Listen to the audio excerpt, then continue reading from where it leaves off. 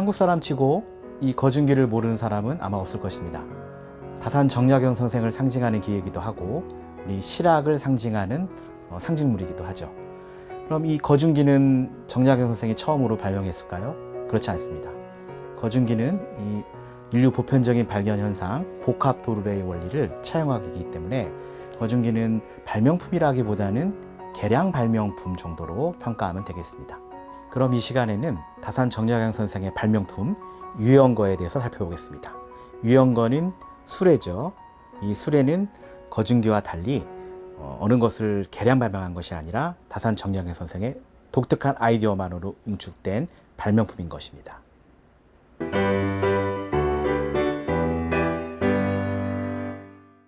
이번 시간에는 정약용이 발명한 것으로 알려진 유연거의 공학적 원리에 대해서 살펴보도록 하겠습니다. 정약용이 발명했다고 알려져 있는 거중기는 유명하죠. 배다리도 마찬가지입니다. 유연거는 거중기와 배다리에 비해서 널리 알려지지 않았습니다.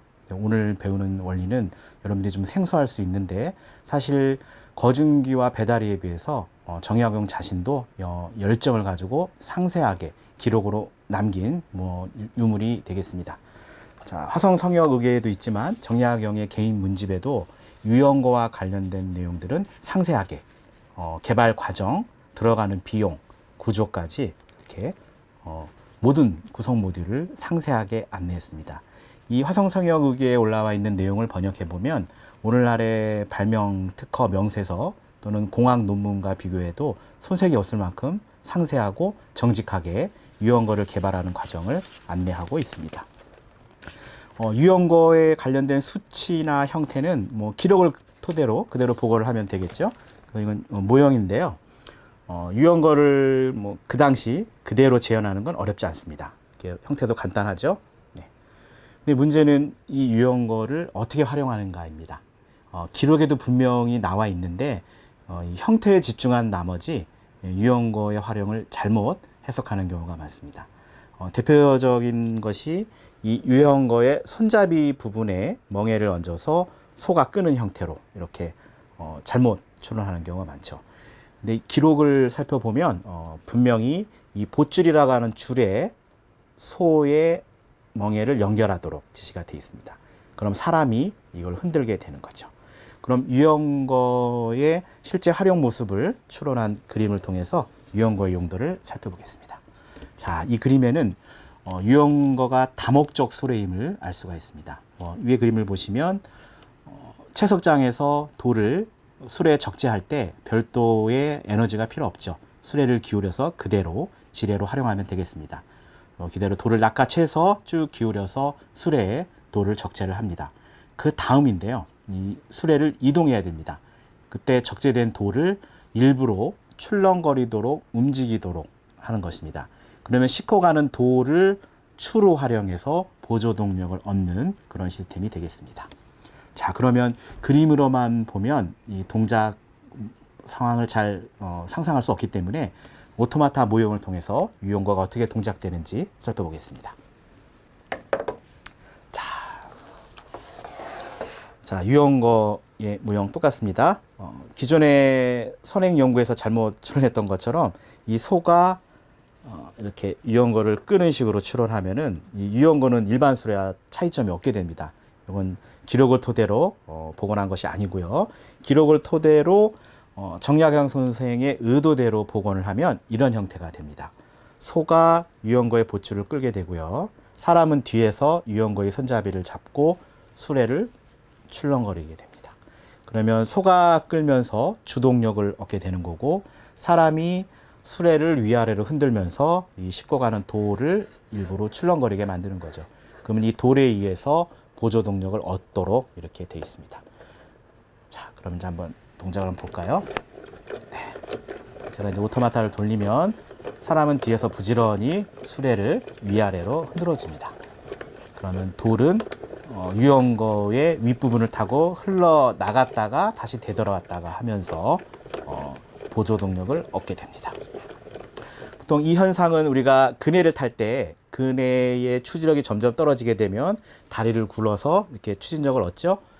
그네의 진자 운동이 점점 약해졌을 때 이 펌핑이라는 동작을 통해서 진자 운동을 더 유지시킬 수 있도록 하게 됩니다. 이건 이런 원리를 잘 몰라도 본능적으로 그네를 타다 보면 터득하게 되는 방법이죠. 정약용 선생은 아마 이런 그네의 펌핑 동작에서 아이디어를 얻었던 것으로 생각이 됩니다. 기존의 수레는 바퀴가 작고 수레가 낮고 폭이 넓어야 많은 돌을 싣고 무게중심이 낮기 때문에 안정적으로 수레를 운용할 수 있습니다. 정약용 선생은 반대로 바퀴가 크고 수레 높이가 높고 폭도 좁게 만들었습니다. 이렇게 되면 수레는 안정적으로 이동할 수가 없게 되고 불안하게 출렁거릴 수밖에 없습니다. 유형거, 출렁거리는 수레라는 뜻이죠. 역발상인 것입니다. 안정적으로 돌을 싣고 가는 게 아니라 일부러 출렁거리게 만들어서 그 출렁거림을 수레의 보조동력으로 활용하는 혁신적인 아이디어가 결집된 것이 유형거라 하겠습니다.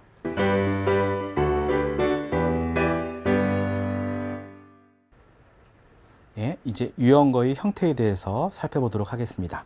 유형거는 화성성역의회에 소개된 바와 같이 이 바퀴의 구성 부품도 상세하게 안내를 하고 있습니다. 유형거의 특징은 먼저 수레의 폭이 좁다는 것과 높다는 것, 이런 형태적인 특징이 있지만 또 다른 중요한 특징은 바로 바퀴입니다. 유형거의 바퀴는 기존의 바퀴처럼 완벽한 대칭 형태가 아니고 모듈식으로 결합해서 만들어 놓은 통바퀴 형태입니다. 수레 바퀴살이 많은 경우는 파손되었을 때 수리하기가 쉽지가 않습니다. 하지만 유형거의 바퀴는 모듈로 되어 있기 때문에 이 구두로 파손된 부품만 교체하면 되겠죠. 그러면 이 도면에서 설명할 수 있지만 좀 더 모형을 보면서 자세하게 살펴보겠습니다. 유형거는 일단 이 바퀴통을 보시면 바퀴테와 테 사이에 구성 부품이 나무 쇠기 형태로 고정되어 있습니다. 그 특정 바퀴통이 파손이 되면 이 부분만 교체할 수 있도록 모듈화되어 있는 것이죠.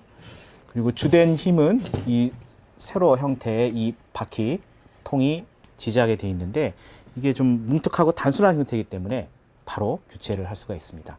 힘은 주로 이 가운데 이 바퀴통이 지지하겠죠. 그리고 보조 형태로 각각 4개의 바퀴살을 바퀴테에 연결이 되어 있습니다. 현장에서 수레를 활용해서 짐을 나르다 보면 파손이 많이 될 겁니다. 그럼 파손이 되게 되면 신속하게 교체하는 것도 중요하지만 비용이 발생하게 됩니다. 그래서 유형거의 특징은 신속하게 교체할 수 있도록 구성 부품을 단순하게 했다는 것이고 또 단순하게 결합할 수 있도록 모듈화했다는 것입니다. 이러면 유형거를 제작하는 비용을 낮출 수가 있겠죠. 다산 정약용 선생은 구체적으로 이 수레를 만드는데 얼마가 든다까지 다 문서에 남겼습니다. 그 말은 어떤 물건이나 기계를 발명했을 때 그거를 조립하고 유지와 보수하는 비용까지 다 고려했다는 공학자적인 생각이 반영이 된 거죠. 그리고 비용까지도 고려했다는 점, 이건 엔지니어의 중요한 품목입니다. 엔지니어는 잘 만드는 것도 중요하지만 경제적으로 효용성 있게 가격을 고려해서 만드는 것도 중요하기 때문입니다. 유형거는 보시면 보통 흔히 복토라고 해서 바퀴와 바퀴통을 연결하는 이 복토 설명을 많이 하는데 이건 단순히 유형거의 그 자체를 높이기 위한 기능 외에는 없습니다. 사실은 이 복토에 해당되는 부분이 충격을 흡수하는 그런 역할을 해야 되거든요. 근데 전혀 그런 역할을 하지 못하고 있습니다. 그럼 유형거의 충격은 사람이 손잡이로 조정하면서 서스펜션을 담당하도록 설계가 되어 있는 것입니다. 결국 유형거는 사람과 기계가 하나가 되어서 현대의 자동차 공학에서 설명하는 액티브 서스펜션 그리고 모듈화 개념을 실천할 수 있도록 만든 창의적인 발명품이 되겠습니다.